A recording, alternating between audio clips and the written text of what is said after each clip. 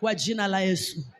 Na kushukuru kwa neema yako ambao umenipa siku ya leo kupatikana uweponi mwako. Jumapili ya mwisho katika mwezi wa 6. Bwana umenisaidia.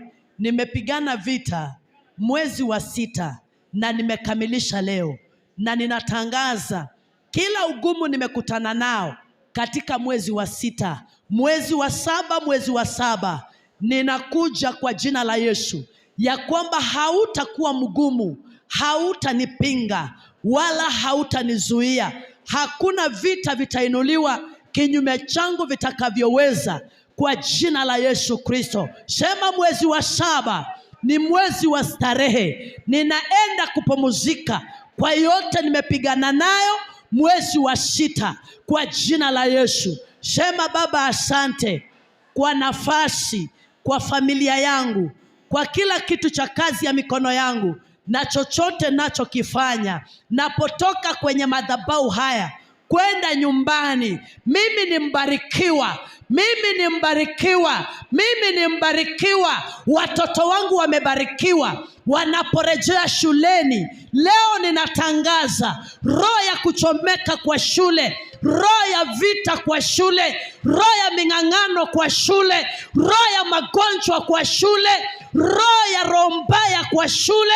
Sema nimeiteka nyara. Mwezi wa 6 ninakumaliza kwa moto. Sema mwezi wa 6 namaliza roho ya kisirani, namaliza roho ya vita, namaliza roho ya habari mbaya, namaliza roho ya kifo, namaliza roho ya magonjwa, roho ya umaskini na kung'ang'ana. Sema nimekumaliza kwa moto kwa jina la Yesu Kristo. Sema watoto wangu wamebarikiwa, nyumba yangu imebarikiwa, kazi yangu imebarikiwa, kwenda kwangu na kurudi. Sema nimebarikiwa.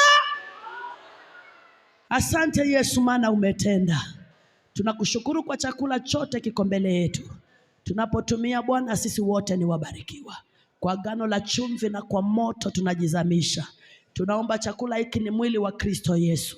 Napokula pamoja na watoto wetu tunajiunganisha katika imani na katika ufalme wa utukufu wa jina lako. Chakula hiki tunapokunywa maji na kinywaji chochote ni damu ya agano ya mwana kondoo wa Mungu. Ya kwamba Kristo unazidi kuinuliwa ndani yetu na unazidi kutenda. Pokea sifa Bwana. Kwa jina la Baba, la Mwana na Roho Mtakatifu tumeomba na kuamini.